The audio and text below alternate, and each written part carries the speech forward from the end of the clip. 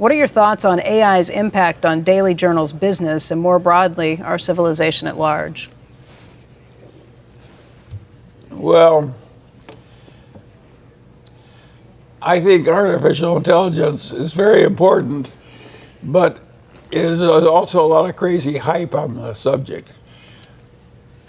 Artificial intelligence is not going to cure cancer. It's not going to do everything that we want done. And there's a lot of nonsense in it, too. So I regard it as a mixed blessing, all this artificial intelligence. Some people have used it in some things like insurance underwriting pretty well. But a lot of people try and use it in ordinary things like buying office buildings or something. And I think that's way more, I don't think it's going to help anybody buy an office building. Not very much anyway. Why Mr. Munger prefers an investment in BYD to Tesla? Well, that's easy. Tesla last year reduced its prices in China twice. BYD increased its prices. We're direct competitors. We're so much ahead of BYD. I mean, BYD is so much ahead of Tesla in China. It's like it's almost ridiculous. And if you look at BYD, which most people have never heard of, if you count all the manufacturing space they have in China to make cars, it would amount to a big percentage of all the land in Manhattan Island. And nobody ever heard of them a few years ago.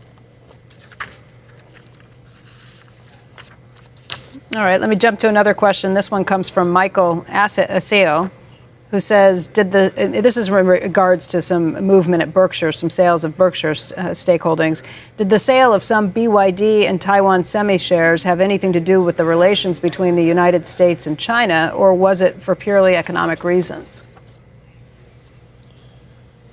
Well, BYD is selling about 50 times earnings. That is a very high price.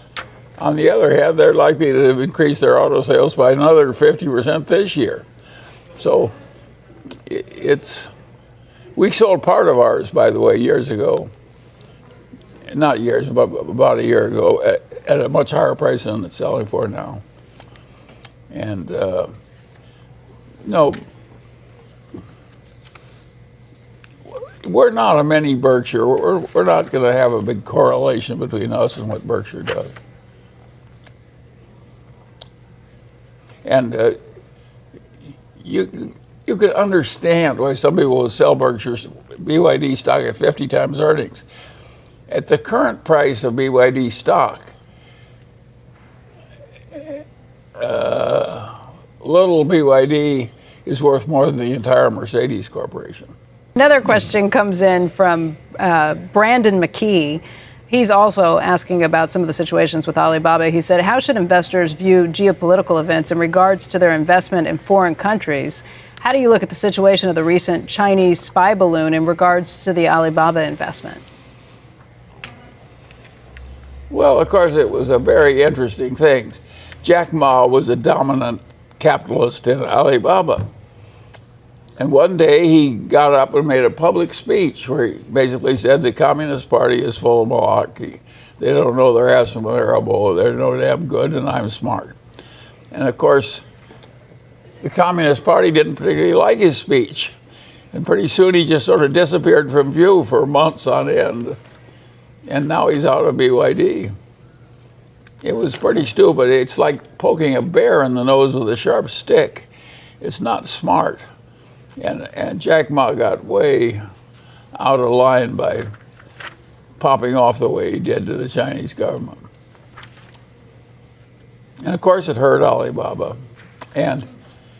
But I regard Alibaba as one of the worst mistakes I ever made. In thinking about Alibaba, I got charmed with the idea of their position on the Chinese internet. I didn't stop to realize they're still a goddamn retailer. It's going to be a competitive business, the internet. It's not going to be a cakewalk for everybody. In 2007 at the USC Law School, Charlie said, "I'm not entitled to have an opinion on this subject unless I can state the arguments against my position better than the people who are supporting it." The question is, does this also apply to your Wall Street Journal article on banning cryptocurrencies? And if yes, would you care to share the arguments against your position? Well,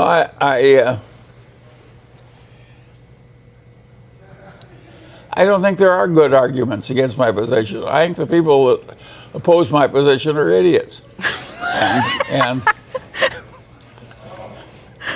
And so I don't think there is a rational argument against my position. This is an incredible thing. Naturally, people like to run gambling casinos where other people lose. And the people who invented this crypto crapo, which is my name for it, and sometimes I call it crypto crapo, and sometimes I call it, well, crypto shit. And it's just ridiculous that anybody would buy this stuff. And it isn't. You can think of hardly nothing on earth that has done more good to the human race than currency, national currencies.